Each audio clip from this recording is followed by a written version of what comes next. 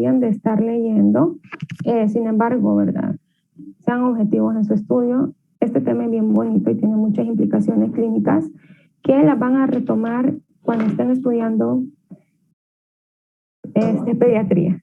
Entonces, traten de entenderlas desde ya, desde el punto de vista embriológico, porque después lo van a retomar y van a preguntar embriológicamente qué pasó probablemente, y luego van a ver la parte clínica ya en embriología, cuando miren la cardiopatía congénita, cianótica y no cianótica. Entonces, ayer acuérdense que hablábamos las asociadas a defectos en la aceptación del tabique aórtico pulmonar, si se acuerdan, ¿verdad? Y una que siempre les van a preguntar es la de la tetralogía de Fallot, que aquí la tengo. No vayan a olvidar por qué se estimula la hipertrofia del ventrículo derecho. Eso es secundario a la estenosis del tronco arterioso pulmonar. Ayer les expliqué por qué, la transposición de grandes vasos y además el tronco arterioso persistente. Esas se caracterizan por causar manifestaciones clínicas cianotizantes, y la mayoría de las veces estos defectos de tabicación se van a asociar de la presencia de forámenes entre las diferentes cámaras cardíacas o conexiones entre vasos, con el objetivo de lograr una mezcla de sangre, para lograr aunque sea una sangre parcialmente oxigenada, y el objetivo es, pues obviamente, darle un mantenimiento metabólico a los tejidos en la parte sistémica de la circulación, que es la parte izquierda, ¿ok?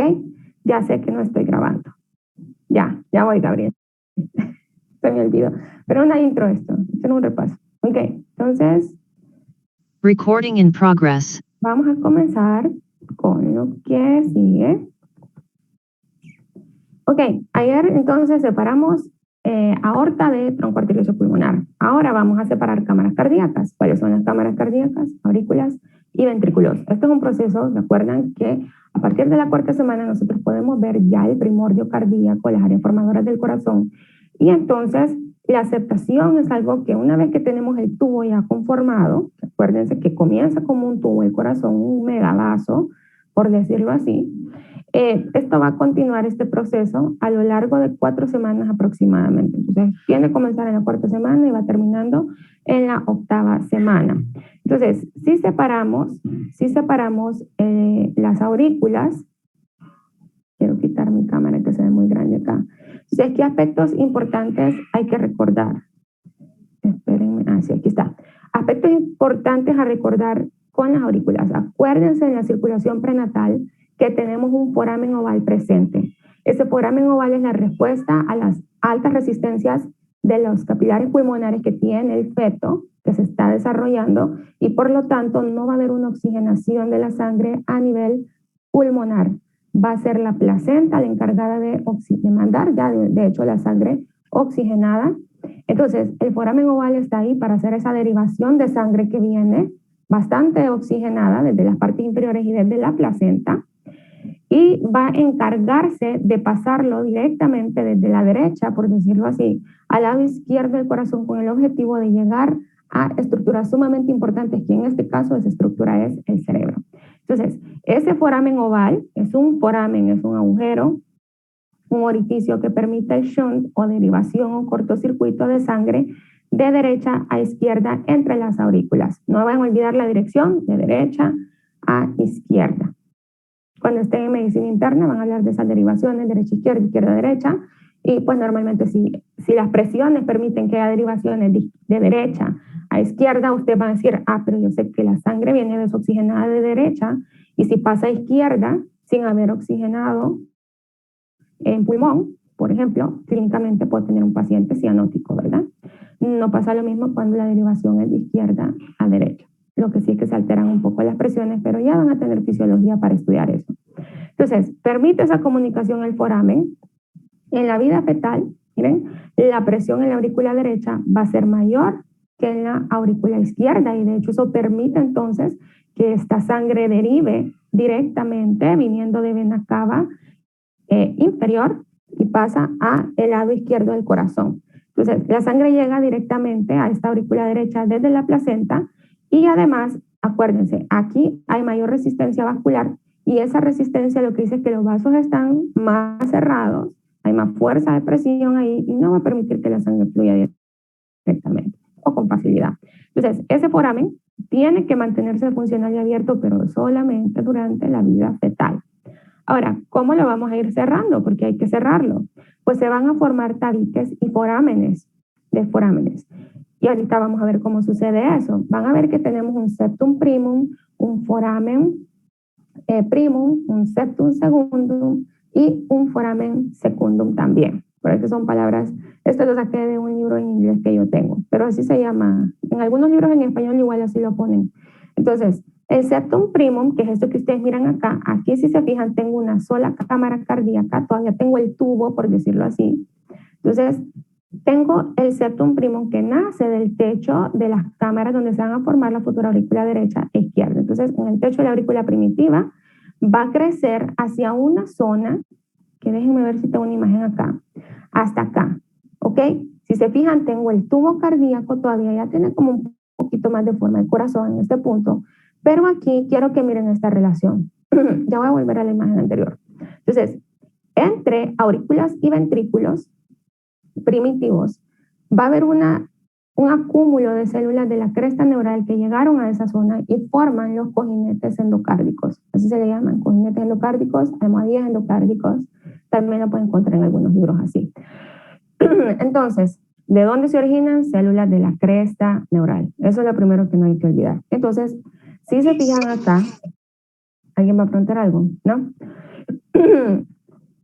Las células de la cresta neural lo forman y entonces va a promover el descenso. Si ustedes se fijan acá, ese tabique crece desde el techo de la aurícula primitiva y busca relacionarse eventualmente con la zona de acá, que es ahí donde estarían los cojinetes endocárdicos o almohadillas auriculoventriculares. Esas almohadillas, si ustedes se fijan además, forman el espacio que se conoce como canal atrioventricular derecho e izquierdo. Entonces van ya ayudando a formar esos espacios que nos van a ayudar a dividir después las cámaras cardíacas. Entonces, el septum primum viene desde el techo y a medida se va formando, va buscando el descenso, ¿ok? Hacia las almohadillas endocárdicas. Al mismo tiempo, si ustedes se fijan, se va formando el foramen primum o foramen primario o agujero primario. Entonces, ese foramen primum se forma en el borde libre del septum primum y las almohadillas auriculoventriculares. ¿Qué va a pasar con este foramen?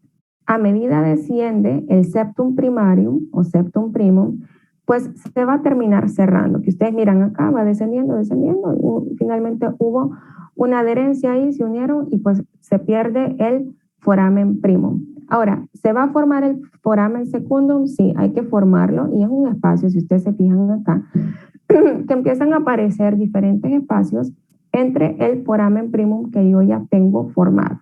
¿Okay? A la derecha de ese septum primum se forma el septum secundum. ¿Ok?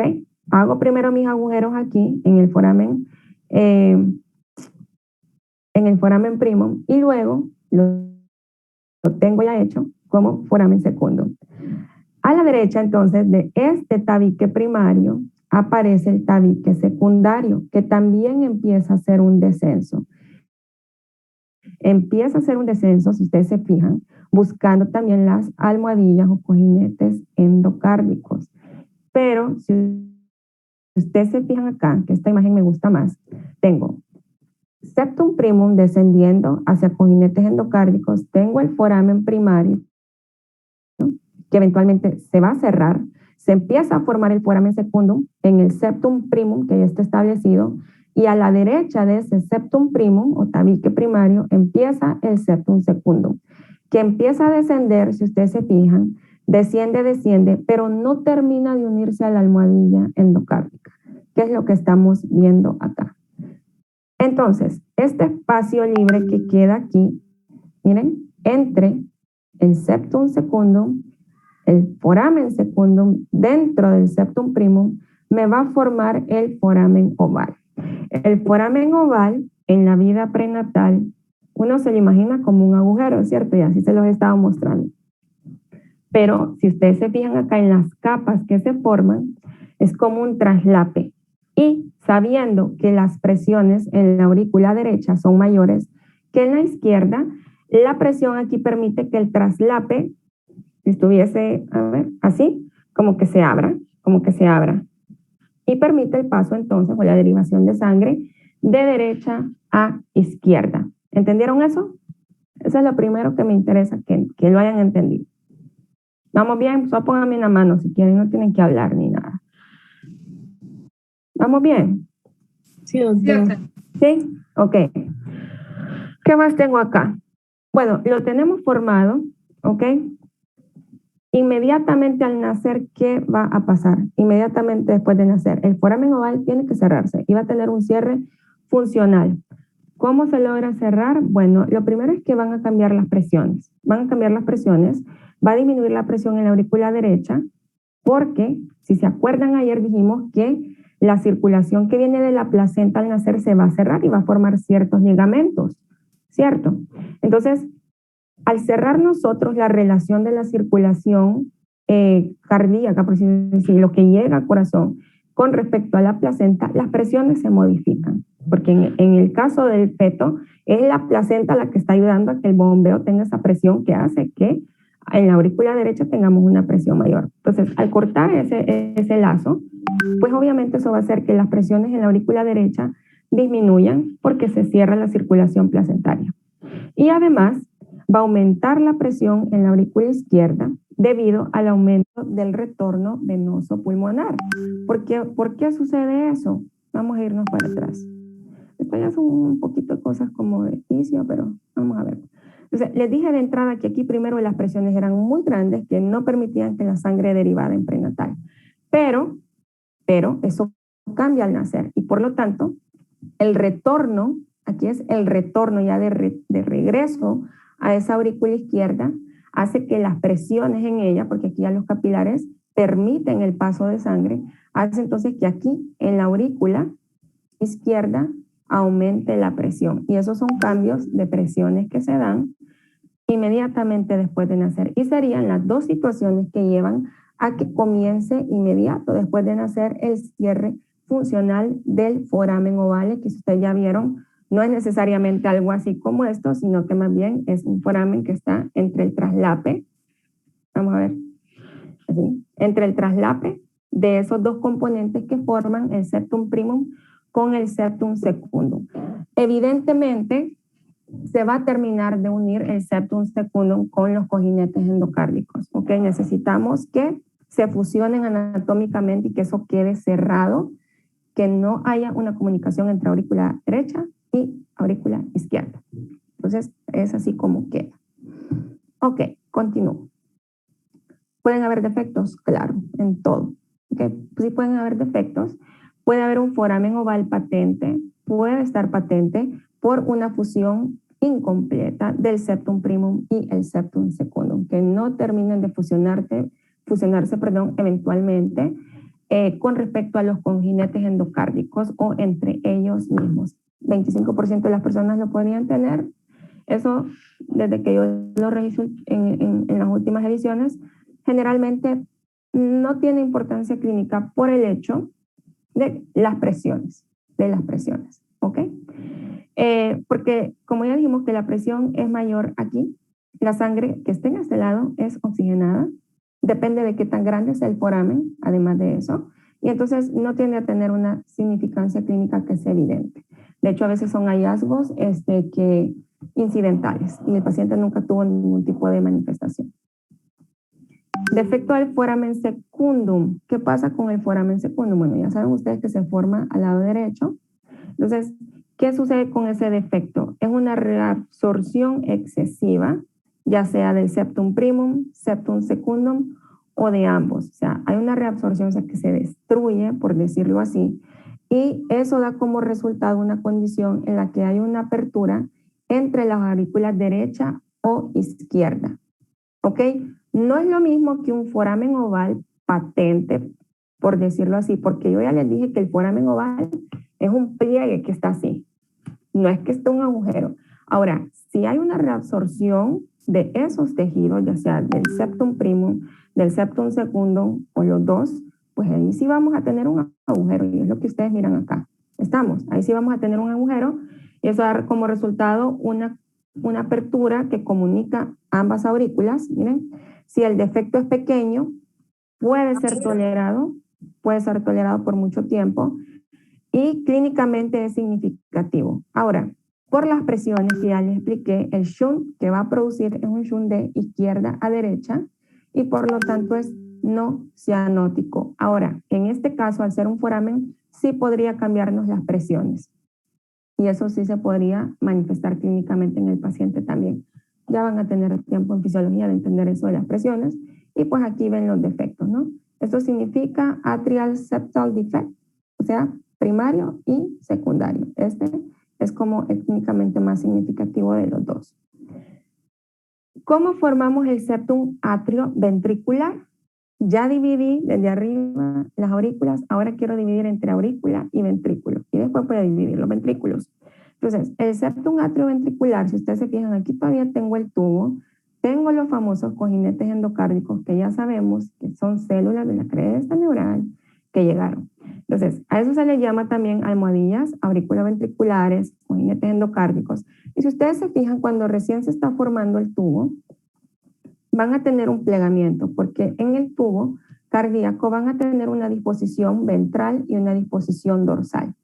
Esas disposiciones, esos pliegues y con el movimiento dextral que va a tener el corazón, al final del día lo que buscan es fusionarse, muchachos, como ustedes están viendo acá y como ustedes están viendo acá. Y como les mencionaba anteriormente, el objetivo de formar ese tabique atrioventricular o auriculoventricular es que nos establece los canales auriculoventriculares derecho e izquierdo, que va a ser la zona además donde se van a formar las válvulas auriculoventriculares.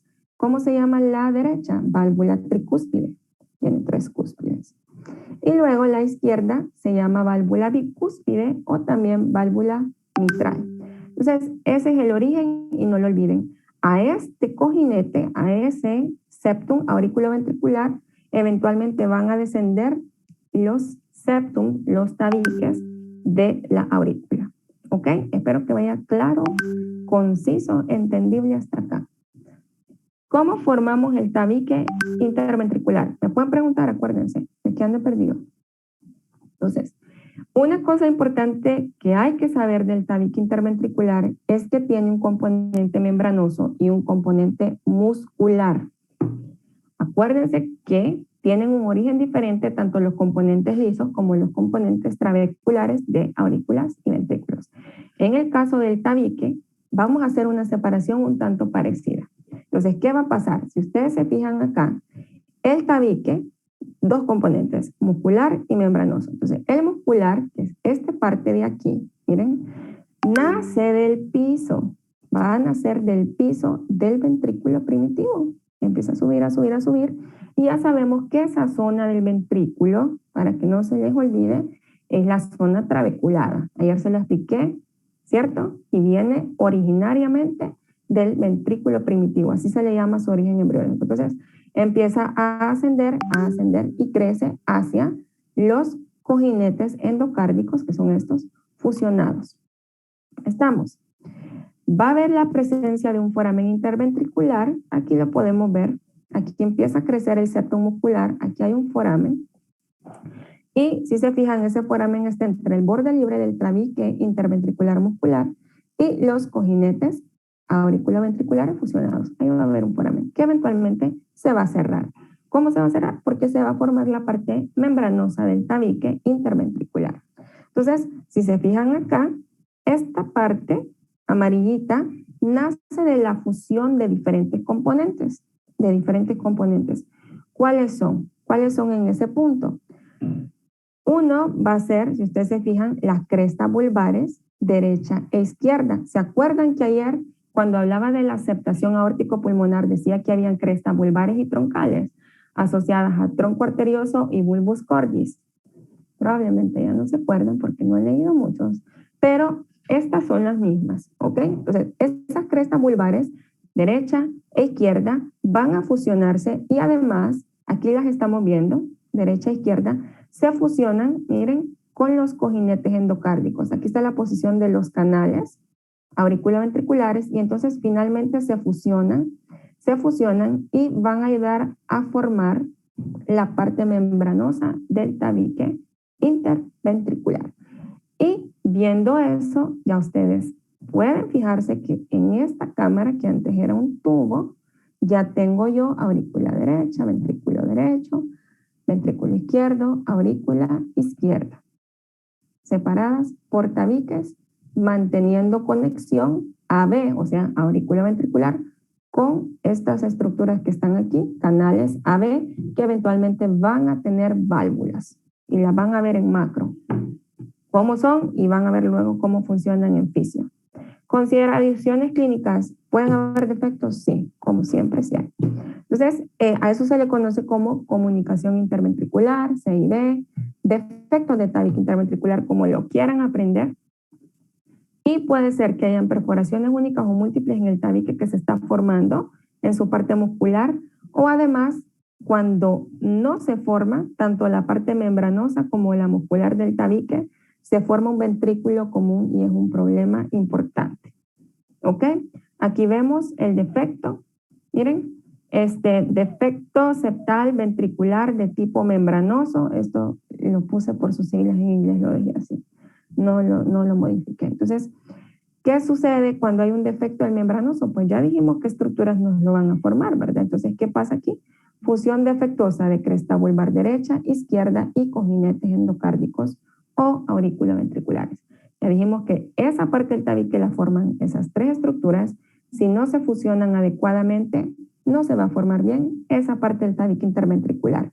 Si es grande, miren, se asocia con una derivación de sangre de izquierda a derecha. De izquierda a derecha. Ya sabemos que hay más presión, ¿ya?, al nacer de izquierda a derecha. Además de eso, esa derivación va a ser, si yo le estoy mandando sangre más, miren, de izquierda a derecha, a mi parte derecha, voy a tener más flujo aquí que va a llegar a la zona pulmonar, a la circulación pulmonar. Y eso puede causar eventualmente una hipertensión pulmonar, Les dice, uno de los efectos secundarios de un defecto de septum ventricular grande y la hipertensión pulmonar asociada es que prolifera la túnica íntima y la media de las arterias pulmonares y arteriolas, lo que resulta en un estrechamiento de su lumen. Entonces, al aumentar el flujo de presión aquí, esto va a responder también con un aumento de presión eventualmente. Y al estarles poniendo a esas grandes presiones, se va a modificar las estructuras en esos vasos sanguíneos.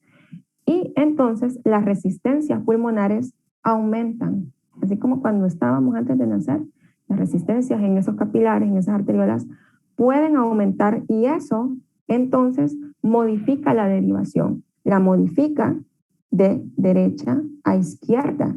Y entonces, un defecto de tabique membranoso que comenzó como un shunt de izquierda a derecha que no se manifestaba cianóticamente, al seguirle dando un defecto que no se corrige, puede causar una hipertensión, un mayor flujo aquí, con hipertensión aquí arriba, con aumento de las resistencias capilares a nivel pulmonar, y entonces cambia la derivación de izquierda a derecha. A eso se le conoce como complejo de Eisenmenger. Lo van a ver en fisiología. ¿Ok? Y este tipo es el tipo más común de defecto de tabique ventricular. Nunca vayan a olvidar este complejo. Se va a preguntar en medicina interna después también. Ok.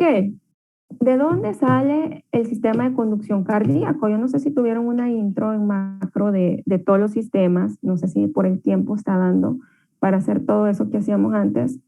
Ok, muy bien, no hay problema, Paula. Me queda grabado que se tuvo que salir. Entonces, sistema de conducción cardíaco. Acuérdense que el corazón es un autómata. Ustedes no están pensando como, ay, tengo que programarme para que mi corazón lata 80 veces por minuto en 24 horas que estoy vivo. No, o sea, acuérdense que esto, el solito, desde las 4 semanas que comienza a formarse y eventualmente comienza el latido cardíaco, hasta que nos morimos, ¿cierto? Y nosotros no estamos pendientes de eso, no es algo que vamos a controlar. Entonces, tiene que tener un sistema de conducción propio, es automático, se le llama automatismo cardíaco. Obviamente puede ser afectado por sistemas externos, como el caso del sistema nervioso autónomo, pero ahorita mi objetivo es que ustedes sepan de dónde nace ese sistema de conducción cardíaco intrínseco. Entonces, quinta semana, los miocitos, que son células musculares cardíacas, en la región de acá, del seno venoso, del tubo cardíaco primitivo, comienzan de la nada, espontáneamente, a sufrir despolarizaciones eléctricas. Yo me imagino que esto ya se lo explicaron en neuro. ¿Ya vieron lo de potenciales de membrana y todo eso? Pero díganme sí o no. Vamos a ver en el chat. Sí, doctora. Ok, eso ya lo entienden, ¿verdad? Entonces, de la nada esos miocitos que estaban aquí, muchachos, eventualmente ya saben la posición que van a tener y por eso se los puse aquí en adulto. Esos miocitos que salen a partir del seno venoso, ¿alguien me está hablando? Sí, ya lo vieron. Ok, comienzan a despolarizarse. Y eso significa que es una membrana activa, ¿no? Membranas despolarizables, que las vamos a ver en corazón, que las vamos a ver en músculo también, que las vamos a ver en tejido nervioso, ¿no? Entonces, esa despolarización en esos miocitos específicos tiene un ritmo más rápido que en otras regiones, que en otros miocitos cardíacos, en otras regiones. Entonces, comienzan ahí, acuérdense que después la aurícula se va a incorporar a su posición final, que es esta, posterior y superior. Y entonces, la localización final del nodo, que así se le llama, miren, el nodo sinoauricular va a estar aquí, así en el techo de la aurícula derecha. Entonces, los miocitos cardíacos de despolarización con mayor velocidad en esa área se van a convertir en nódulo sinoauricular y luego el nódulo auriculoventricular. Aquí tenemos el sinoauricular, aquí tenemos el auriculoventricular. Eso es importante. En el adulto, los miocitos cardíacos de ambos nódulos siguen teniendo una tasa rápida de despolarizaciones eléctricas, en lugar de tener funciones contráctiles, como el resto de los miocitos que vamos a encontrar. Se cambian, se modifican en función. Entonces, a medida que aurículo y ventrículo se aíslan eléctricamente y se va formando el esqueleto fibroso del corazón que va aquí dentro de la parte del tabique interventricular, el nódulo auriculoventricular proporciona la única vía para que la despolarización fluya de las aurículas a los ventrículos. Y es un sistema de conducción por lo mismo. Hay una relación eléctrica, porque es eléctrica mucho, de canales que se modifican con el objetivo de despolarizar células y que eventualmente promuevan la contractilidad cardíaca. ¿Cuál es la continuidad? Entonces, nodo sinoauricular o sinusal, marcapasos cardíaco, que nosotros ya nacemos con él. Nódulo auriculoventricular, esto tiene ramas que viajan también, los fascículos internodales interauriculares que conectan ambas aurículas, y luego esto desciende, si ustedes se fijan, desciende, ¿ok? Y forma el haz de His, que es este. El haz de His se divide en rama derecha, en rama izquierda, y eventualmente nacen o se continúan con las fibras de Purkinje. Y eso permite que el ritmo de contractilidad que nace acá no solo me afecte esa zona ahí en la aurícula, sino que llega también a la parte ventricular. Entonces, el haz de His, si se fijan, o el haz auriculoventricular, se desarrolla a partir de un grupo de células en forma de anillo que se encuentran aquí en la unión auriculoventricular. Los miocitos de Purkinje, que son las famosas fibras de Purkinje, que ahí las van a ver diferenciadas en histología, tienen un origen embriológico distinto porque esos miocitos se forman a partir de miocitos cardíacos ya contráctiles dentro del miocardio y adquieren eventualmente esa funcionalidad, esa modificación de contractilidad, y lo van a ver histológicamente porque cuando miren músculo cardíaco, el músculo cardíaco obviamente va a tener su típica tinción de eosina anaranjadosa, pero el cardiomiocito de Purkinje es más pálido, aparte que es más grande. ¿Y por qué es más pálido? Porque almacena mucho glucógeno. Ya lo van a ver en histología. Ok, ¿qué dice acá, doctor? Está bien, no hay problema, Caterina. Ok, seguimos. Arterias coronarias. Entonces, tienen que haber vasos sanguíneos en el corazón. El corazón es una bomba, era un tubo, un megavaso sanguíneo que luego se convirtió en una bomba con cámaras que dejó conexiones venosas y arteriales que le permiten llevar a cabo la función de circulación sistémica y circulación pulmonar. Llevo oxígeno, traigo sin oxígeno, oxígeno otra vez en pulmón y vuelvo a mandar. El corazón necesita tener vasos coronarios también, porque su propio tejido necesita nutrirse. Si no, no podría funcionar. Entonces, de ahí se forman los vasos coronarios, que ellos van a aprender en macro, de donde se forman células progenitoras del hígado, si se acuerdan, que ese nos ayudaba a formar también parte del epicardio, se los mencioné ayer. Entonces migran al tubo cardíaco primitivo y se van a instalar debajo del epicardio. Debajo del epicardio llegan, que ahí viene el mismo origen, ¿no? Llegan, se instalan ahí, son células madre progenitoras, forman canales vasculares que crecen hacia el tronco arterioso, futura aorta, y forman un anillo peritruncal. Solo de esos dos sobreviven, que eso es lo importante que hay que saber, o sea, llegan como células madre progenitoras de origen del mesodermo que estaba en hígado, llegan acompañando al epicardio que se va a formar también de ese mismo mesodermo y luego se van a modificar en células formadoras de vasos sanguíneos. Origen, mesodermo. Origen, hígado. Entonces, de ellas, de esos paquetes de vasos que se forman, van a persistir, si ustedes se fijan, dos capilares importantes que se van a convertir en las partes proximales de las arterias coronarias, que aquí tenemos la izquierda y derecha, y eventualmente pues las ramas que esos dos capilares principales o vasos van a tener y que van a aportar la principal circulación del corazón. Y si se fijan, las arterias coronarias, y ahí ya lo van a ver en macro ustedes, nacen en realidad de la aorta ascendente, y nos van a irrigar las capas más superficiales del corazón. La capa más interna del corazón, el endocardio, se nutre de la sangre que el mismo corazón está moviendo dentro de sus cámaras. Entonces, sí es importante que el corazón haya formado esas arterias coronarias con el objetivo de nutrir sus capas más externas. ¿Ok? Espero que vayamos bien y entendiendo. Vamos bien, creo que sí vamos a terminar. Con respecto al desarrollo del sistema arterial, es un tema que puede ser pesado entenderlo. Vamos a, hasta aquí, aunque voy a ser clara con objetivo de clase, hasta aquí vi lo grueso de la clase.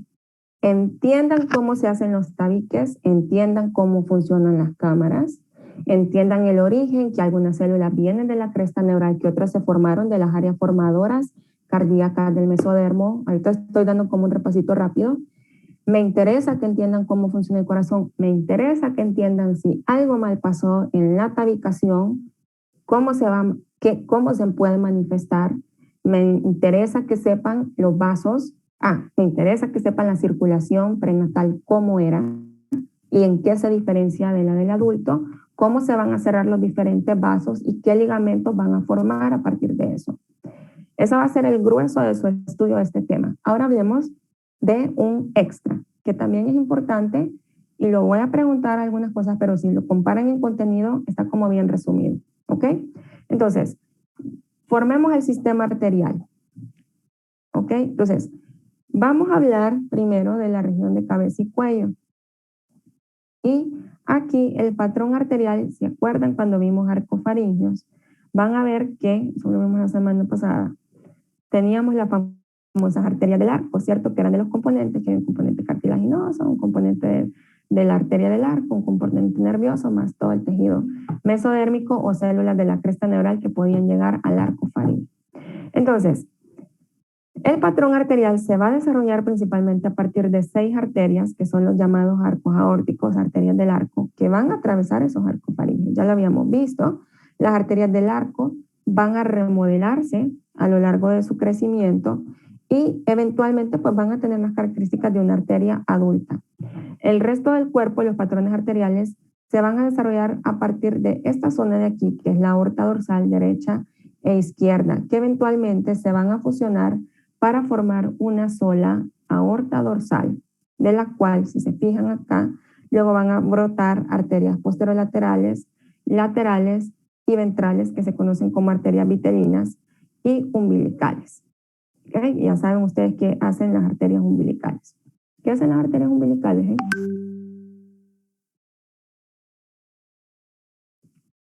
¿Quién se acuerda? Ayer mismo la circulación prenatal. ¿Qué función tenían las arterias umbilicales?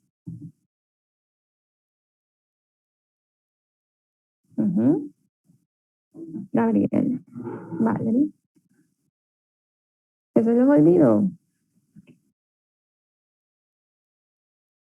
¿Llevan sangre oxigenada o desoxigenada? Oxigenada. ¿Segura? Sangre desoxigenada. ¿Y cuántas tenemos?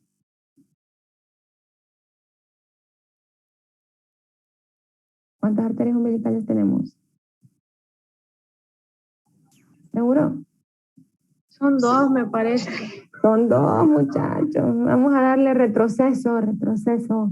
¿Qué se pone? Aquí, ¿ve? Ya. Miren.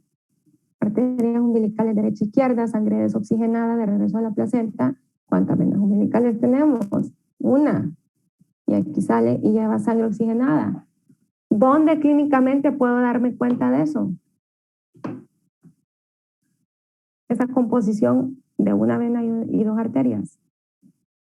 ¿Dónde la confirmo yo? Cuando ustedes estén allá por 5º año. Cristi. ¿Qué más está aquí? Que no puedo ver a todos de un solo.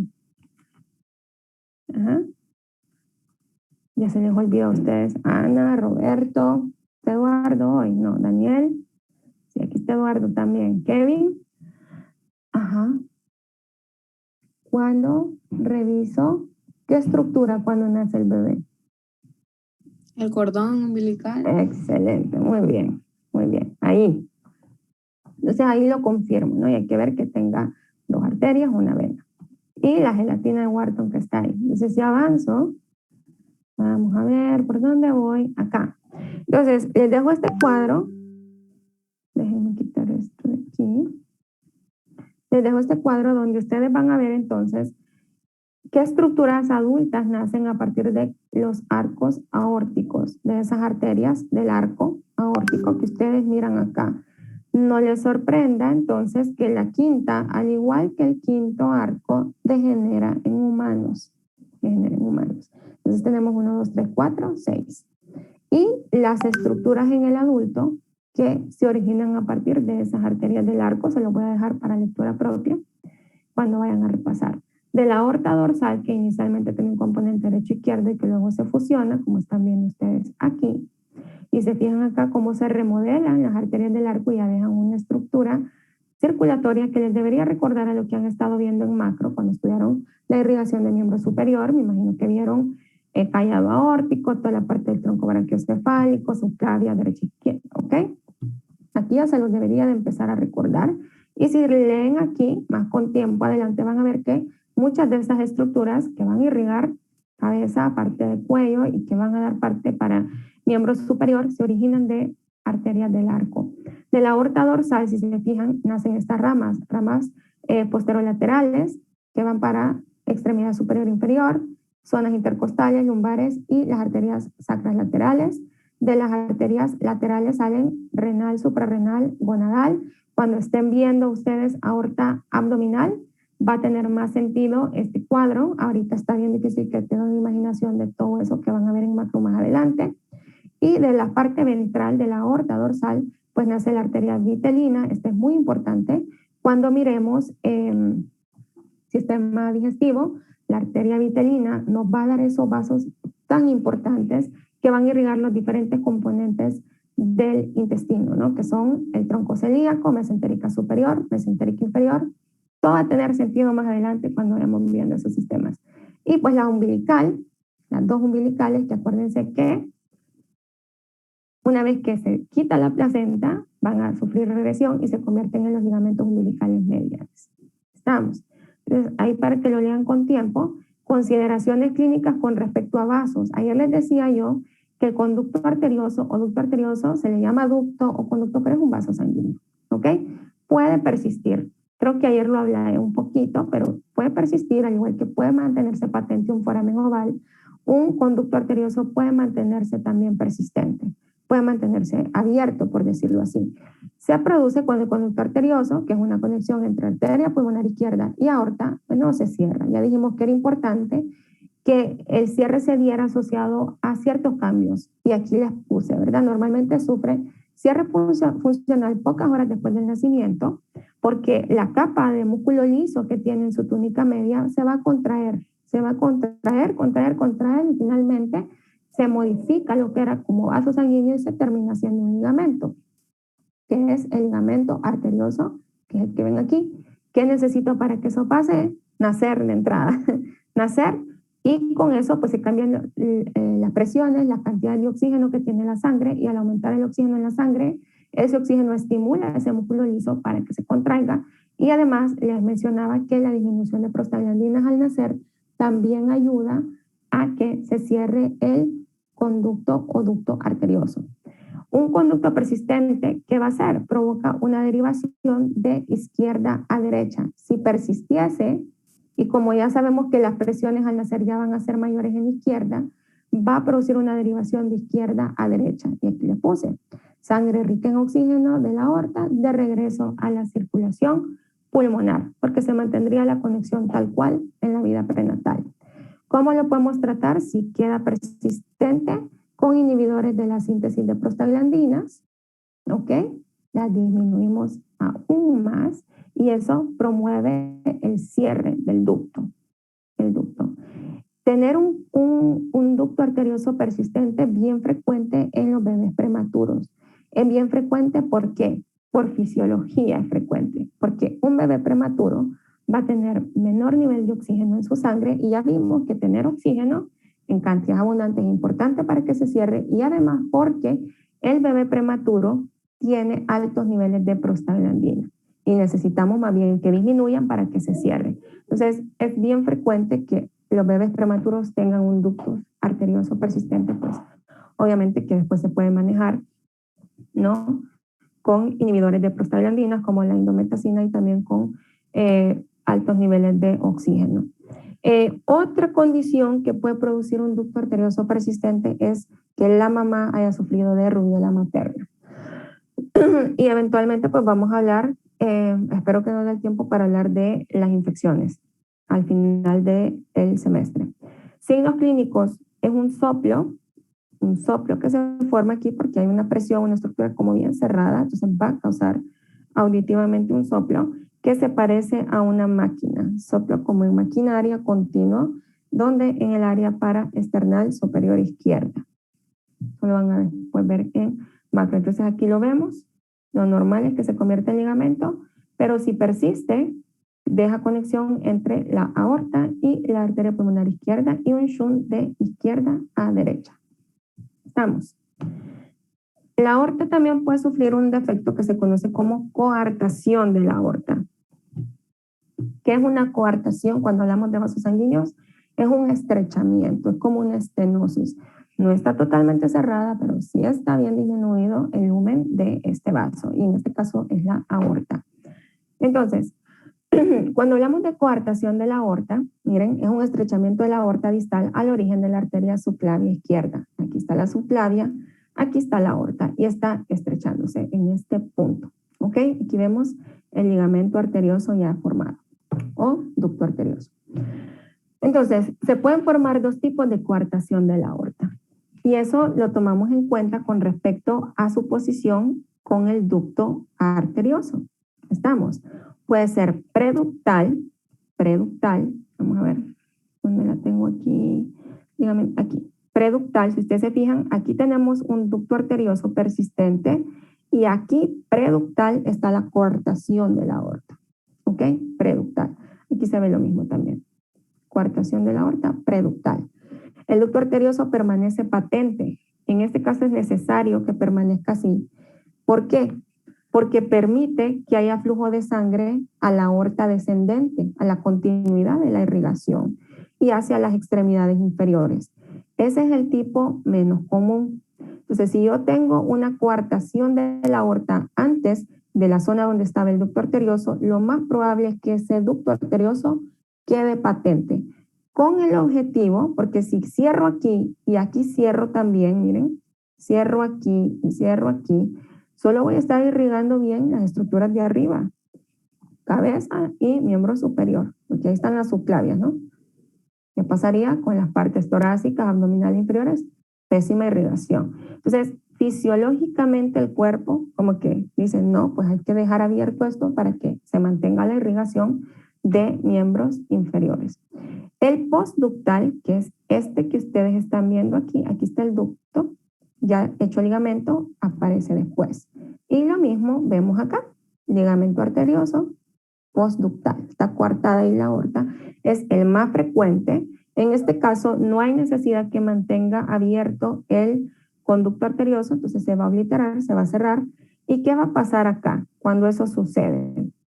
Es bien interesante porque se van a formar circulación colateral. Entonces, las arterias intercostales, que yo no sé si ya vieron toda esta ramificación en macro, si no la van a ver en tórax, pero esas arterias intercostales, miren, aquí lo estamos viendo, vemos la coartación aquí y vemos entonces que las arterias intercostales asociadas a la aorta torácica van a dar irrigación colateral por medio de estos vasos, ¿no? Vasos epigástricos, por medio de la torácica la arteria torácica interna, la aorta torácica para irrigar partes inferiores del cuerpo. Clínicamente, ¿cómo se puede ver en el paciente? Ok, la presión arterial va a ser mayor en miembros superiores si la comparamos con los miembros inferiores, ¿ok? Entonces, si se fijan, este paciente va a tener, si le miden la presión en brazo y luego se la miden a nivel de femoral, usted va a decir, qué gran diferencia, o sea, es exagerada la diferencia que hay de presión entre miembro superior y miembro inferior. Otra cosa que puede suceder es que falta de percepción del pulso femoral, porque obviamente la sangre está llegando a una presión diferente con respecto a la que está acá arriba, ¿no? Por la coartación. Está usando canales colaterales además. Y el hecho de que las presiones sean más altas en la parte superior del cuerpo por esa coartación predispone a que estos pacientes puedan tener hemorragias cerebrales. ¿Por qué? Pues por presión alta se lesionan diferentes componentes del vaso, pueden hacer aneurismas y eventualmente hemorragias. ¿Ok? No lo olviden. Es importante para más adelante estos conceptos. ¿Qué hora es? Ok. Sistema venoso. Creo que el linfático se me va a quedar por fuera, pero está bien resumido aquí en mi presentación. Lo mismo, ¿ok? Yo dije que iba a estar resumido, pero siempre me extiendo, ¿verdad? Entonces, el patrón general de esto, el patrón del sistema venoso se va a desarrollar a partir de tres pares de venas. Tres pares de venas. ¿Cuáles son? Venas vitelinas, venas umbilicales y vena cardinal, ¿ok? Vena cardinal. Ahora, yo sé que dijimos que solamente hay una vena umbilical, ¿verdad? Pero cuando se está formando, en realidad van a haber dos, una derecha e izquierda, pero eventualmente solo queda una. Aquí les dice que generalmente degenera bien temprano en la vida fetal, o sea que una es la que queda funcional, con esa nacemos y esa es la que vemos en el cordón umbilical. Entonces, aquí les dejo en este cuadro los derivados en el adulto, tanto de las venas vitelinas. Si ustedes se fijan, parte de la vena cava inferior se forma de ahí, venas hepáticas y sinusoides, ductus venoso, que ustedes se acuerdan que era muy importante para la circulación prenatal, ayer se los enseñé, vena porta también es la que lleva la sangre después de la placenta, de la vena umbilical, y si de la arteria vitelina se forman el tronco celíaco, arteria mesentérica superior y mesentérica inferior, pues si ustedes se fijan acá, de esta vena vitelina se van a formar las venas mesentérica inferior, superior y también la vena esplénica, ¿ok? La vena esplénica. Y luego en macro ustedes les van a preguntar ¿qué vena forma en la vena porta? Se las dejo de tarea para que lo vayan a ver. Entonces luego tenemos vena umbilical. Esa es una pregunta macro. ¿Qué vena forma en la vena porta? La vena umbilical ya dijimos, una va a degenerar, la otra mantiene la circulación prenatal, luego que nacemos se convierte en el ligamento teres o redondo del hígado. Esos derivados, sépanlos. Luego de las venas cardinales, vamos a tener anterior, posterior, subcardinal y supracardinal, y bueno, esto se los dejo para que lo vayan a leer, diferentes estructuras que se originan a partir de estos tres pares de venas iniciales que se van formando a medida crece el feto. Solo para hablarles un poquito del sistema linfático y no dejarlos así como que no hable un poquito de esto. El sistema linfático Si se fijan, empieza a formarse un poquito más tarde con respecto a todos los otros vasos y el corazón, pero cerca, ¿no? A la sexta semana. Y igual que los vasos sanguíneos, se empiezan a formar. Y de hecho, el sistema linfático, yo no sé si lo hablaron en macro, pero el sistema linfático va a tener conexión con el sistema venoso. ¿Ok? Va a tener un retorno de linfa al final al sistema venoso. Ya vamos a ver a qué parte exactamente. ¿De dónde se originan estos vasos linfáticos, del sistema linfático? Del mesodermo esplásmico que rodea al saco vitelino. Entonces, siempre es mesodermo. Cada vez que hablemos de vasos, siempre casi es mesodermo. La vasculogénesis, que es formar islotes sanguíneos primitivos, comienza en la tercera semana. Vasculogénesis es formar los primeros vasos y luego la angiogénesis es formar vasos a partir de la ramificación de esos vasos preexistentes. Entonces, eventualmente a la sexta semana de ese mesodermo esplásmico también se va a empezar a formar los famosos vasos linfáticos que uno tiende a dejarlos como rezagados siempre en macro y a veces también en embrio, pero aquí lo vamos a hablar un poquito. Entonces, ¿qué sucede acá? Se van a formar tanto ductos como sacos, los saquitos que se van a formar en el feto. Entonces, si ustedes se fijan, al final de la sexta semana, se van a formar 6 sacos, 2 yugulares, 2 ilíacos, un saco retroperitoneal y una cisterna del quilo. Entonces van a ver 2 que son pares y otros 2 que son impares, y ahí tenemos los 6 sacos. Entonces, aquí tengo, miren, el saco yugular linfático, son 2, muy importante porque se forman cerca de la unión de las venas subclavias y de las venas cardinales anteriores. Esas venas nos van a formar las futuras venas yugulares internas. Y luego, eso es importante porque eso forma un ángulo ahí, una zona de relevancia anatómica que es donde viene a drenar el conducto torácico y el conducto linfático derecho. Pregunta de macro, ¿dónde viene a drenar el conducto torácico en la circulación venosa? En la unión entre la vena subclavia y la yugular interna. No lo vayan a olvidar. Ahora no sé si ya se los pregunto, no, creo que no lo han visto. Luego, el otro saco son estos, los 2 sacos ilíacos que están aquí, ¿dónde? Donde se unen las venas ilíacas y las cardinales posteriores. El saco retroperitoneal, este que está aquí, que es único, ese se asocia a la raíz del mesenterio en la pared abdominal posterior y recoge obviamente toda la linfa asociada al tracto digestivo, y asociada a él más posterior todavía está la famosa cisterna del quilo, que está posterior al saco retroperitoneal. Entonces, ahí comienzan a formarse esos saquitos que van a ser 6 y luego esos sacos van a asociarse unos con otros mediante conductos linfáticos o vasos linfáticos, como ustedes les quieran decir. Después se van a unir. Tiene que estar unido porque el sistema linfático, esto como tal, también forma parte del sistema circulatorio. Entonces, esos vasos linfáticos se van a unir a los sacos linfáticos a lo largo de las venas principales, a cabeza, cuello y extremidades superiores, desde los sacos linfáticos yugulares, acá arriba, ¿ok? ¿Dónde lo tengo? Bueno, aparece acá. Al tronco y extremidades inferiores, desde los sacos linfáticos ilíacos. Y al intestino primitivo, desde el saco linfático retroperitoneal y cisterna del quilo. ¿Qué significa esto? Que por su posición, ¿ok?, se van a formar vasos de regiones diferentes del cuerpo. La de las partes superiores viene y va a conectarse con los sacos yugulares. La de la parte abdominal va a asociarse con el saco retroperitoneal y cisterna del quilo.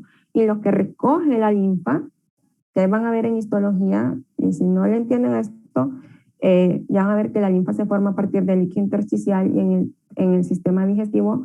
La linfa se forma a partir, lleva, mejor dicho, ciertos componentes lipídicos que no se van a poder absorber directamente a la circulación. Entonces es el sistema linfático el que absorbe lípidos y los lleva de retorno al sistema venoso por un proceso bioquímico bien interesante que lo van a ver en fisiología. Entonces, los vasos que se forman se asocian con la región en la que va a estar movilizándose la linfa y se van a conectar con estos sacos específicos. Ahora, se van a formar dos conductos torácicos, que son estos que ustedes miran acá. Acá ya ven la relación entre vasos, entre sacos, y tengo un ducto torácico derecho y uno izquierdo. ¿Ok?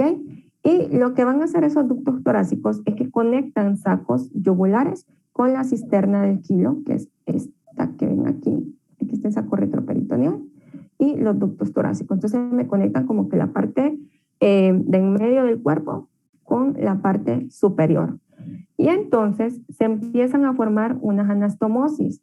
Entonces, si ustedes se fijan acá, y creo que quité la imagen que usaba la vez pasada, tengo un conducto torácico derecho y un conducto torácico izquierdo. Entonces, la parte caudal del conducto torácico derecho, miren, está aquí, va a formar una anastomosis con el izquierdo, ¿ok?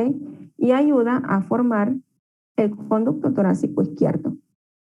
Estamos, y de la parte craneal, esto va a sufrir regresión, que es lo que ustedes miran aquí, queda como separado entonces. Primero eran dos, la parte caudal del derecho se une, se anastomosa con el izquierdo y pierde conexión eventualmente. Y luego la parte craneal del conducto torácico derecho queda como sola y va a formar el conducto linfático derecho. ¿Gran variabilidad puede existir en esto? Sí, como en todo, igual que en los vasos sanguíneos, ¿no? Y entonces es importante esta relación porque eso nos explica por qué toda la parte izquierda del cuerpo, voy a hacer un dibujo feo, pero lo voy a hacer, ¿ok? Solo para explicar.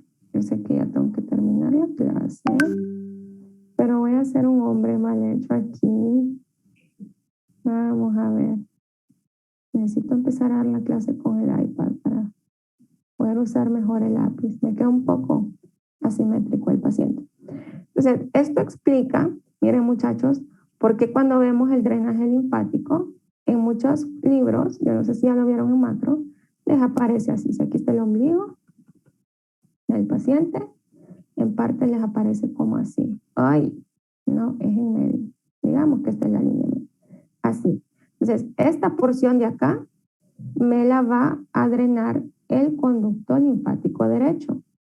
Todo lo demás de los miembros inferiores, ambos, todo esto está arriba, está arriba, está arriba, me lo va a drenar el conducto torácico, que ya en el adulto no le decimos conducto linfático izquierdo, no, le decimos conducto torácico. ¿A dónde vienen a drenar ambos? Esa conexión entre el sistema linfático y la circulación venosa. Llegan al ángulo yugular, que es la unión entre, ¿qué venas les dije? La vena subclavia y la yugular interna. Entonces, en esta zona de acá vienen a drenar y eso termina la conexión en esos sistemas circulatorios. La cisterna del quilo se mantiene, sí se mantiene, ¿no? Su parte superior se va a mantener, aquí se mantiene luego de la vida embrionaria. Y, ¿qué hora es? Ya son las 2 y no me dicen.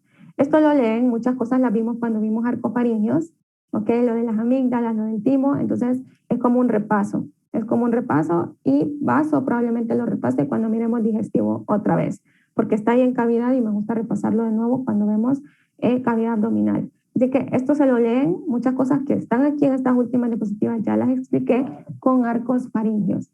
Así que no sé si tienen alguna pregunta.